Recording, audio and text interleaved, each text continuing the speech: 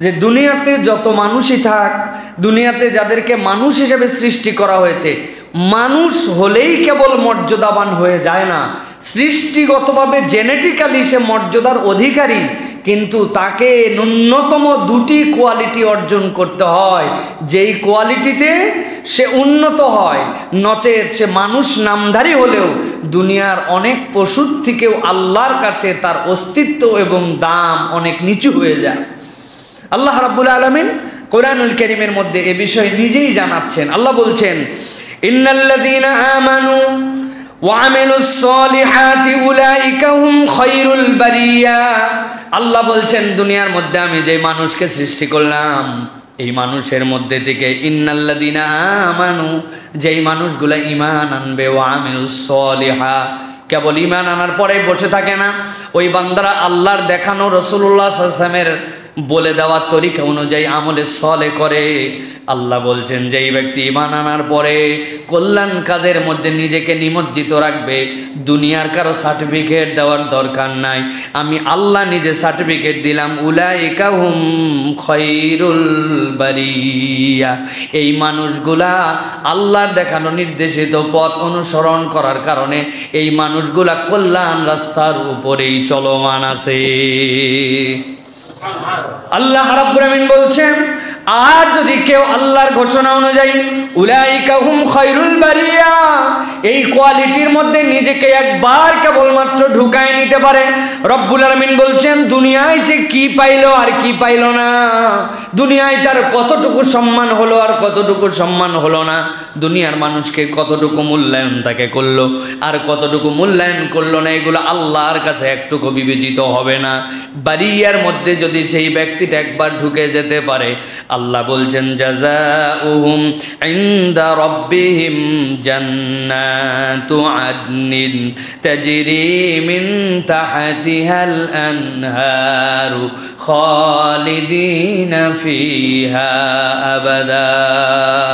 আল্লাহ রাব্বুল আলামিন বলছেন, ওই মানুষগুলোর জন্য, যেই মানুষগুলা ঈমান আনার পরে আমলে সলে করে, আমি রব তাদেরকে জানাই রাখলাম, তাদের জন্য আমি রব নিজে রিওয়ার্ড দেব, তাদেরকে এমন একটা জান্নাত দিব, যেই জান্নাতটার পাদদেশ দিয়ে তার জন্য নহরমালা প্রবাহিত থাকবে।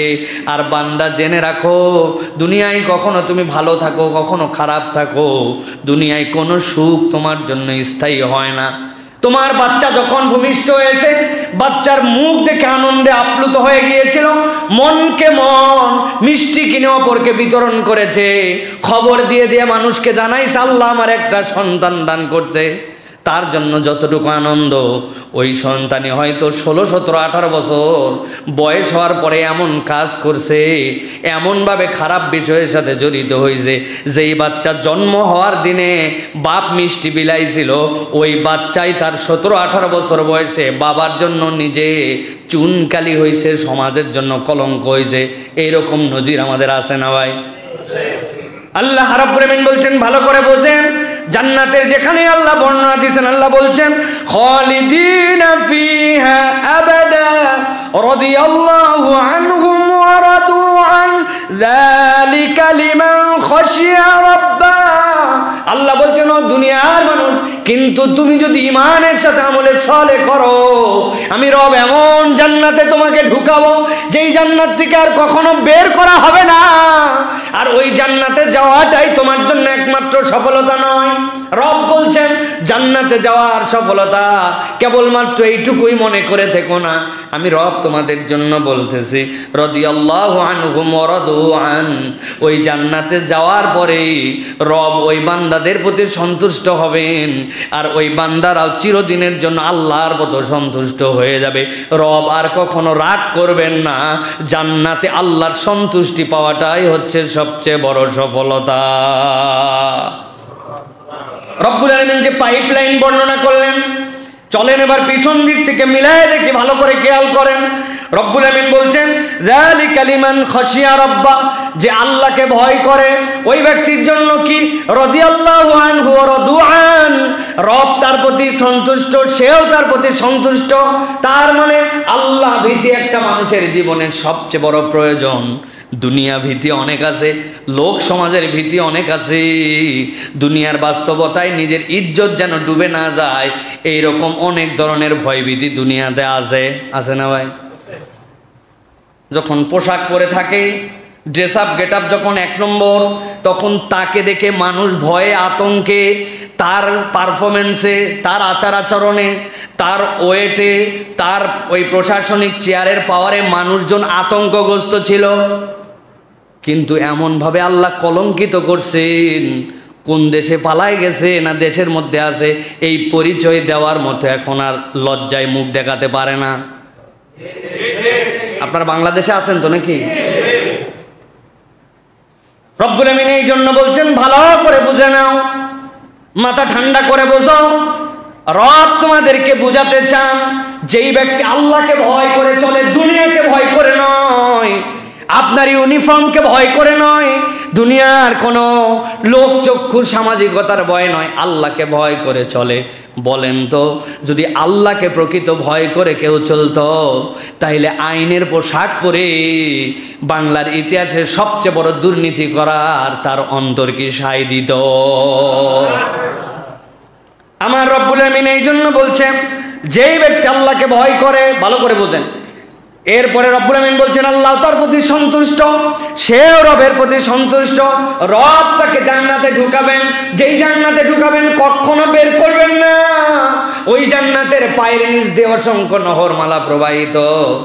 আল্লাহ বলছেন এই যে পুরস্কারগুলা যারা পাবে এরা হচ্ছে উলাইকা হুম খয়রুল বারিয়া, এরা কল্যাণকামী।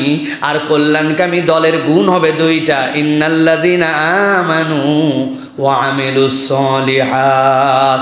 কেবল আমি ইমানদার, আমার ইমান ঠিক আছে, এই ডায়লগবাজি করে বেড়াবে না, বরং ইমানের দাবি পূরণ করার জন্য আল্লাহর দেওয়া নির্দেশিত পথে বান্দা চলবে। ঠিক কি না? এই জন্য এই মৌলিক যে আমাদের মৌলিকতা ঠিক রাখতে হবে, ইমান আমল, এরপরে আল্লাহর কাছে আমি কতটুকু অনন্যভাবে উপস্থাপিত হতে পারি। আমি আপনাদের কাছে 5টি বিষয়ের মনোযোগ আকর্ষণ করব। আজকে হিসাব মিলিয়ে নিব যে আমরা আমাদের জীবনে এই গুণাগুণগুলো অর্জন করতে পারি কিনা, না থাকলে কিভাবে এটা নিতে পারি, কিভাবে আল্লাহর কাছে আমি উন্নত মানুষে পরিণত হতে পারি। এই জীবন দুনিয়ায় যেটি আছে আমাদের, এটি জীবন নয়, মূলত এটি একটি জাস্ট মাজরাউল আখিরা। এটা হচ্ছে আপনার আমার জন্য একটা পরকালের কর্মক্ষেত্র। এই পরকালের কর্মক্ষেত্রে আপনাকে চলার জন্য আমাকে সামনের দিকে যেতে হবে। এখন সামনের দিকে যাওয়ার ওই অনন্ত যে আমাদের জন্য আবাসস্থল, ওই আবাসস্থলের জন্য কিছু পাথেয় সঙ্গ করার জন্য আল্লাহ রাব্বুল আলামিন আপনাকে আমাকে এখানে প্রেরণ করেছেন। এই জন্য নিজেকে কতটুকু বেস্ট কোয়ালিটি, কতটুকু আল্লাহ রাব্বুল আলামিনের কাছে উন্নত করে উপস্থাপন করা যায়, এটা হবে ইমানদারের মূল টার্গেট। ইমানদার তো তার পথ ভুলে গেছে, ভুলে এমন লোভে পড়ছে যে এই লোভ যে তাকে খেয়ে ফেলতে পারে, সর্বহারা করতে পারে, এটাও আমাদের চেতনায় নাই। কথা কি ভুল বলতেছে ভাই? একজনকে এক রাজা অফার করছে যে শোনো, আমার তো এই রাজ্যের মধ্যে জমির কোনো অভাব নাই, আমি তোমাকে জমি দিয়ে দিব তোমার চাহিদা অনুযায়ী, কিন্তু ছোট্ট একটু শর্ত হচ্ছে সূর্য উঠবে, ওঠার পরে তুমি তোমার পায়ে হেঁটে যত দূর যেতে পারবে সেটা তোমার ইচ্ছা, কিন্তু সূর্য অস্তমিত যাওয়ার আগে আমার কাছে ফেরত আসতে হবে।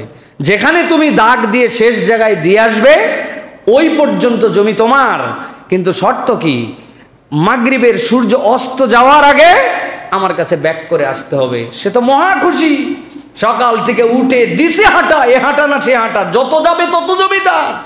হিসাব মিলাই যে মধ্য আকাশ, সূর্য উঠতেছে মধ্য গগনে, চিন্তা করছে আর তো 2টা ধাপ দিলেই এইটুকু আমার, আর 2টা ধাপ দিলে এইটুকু আমার।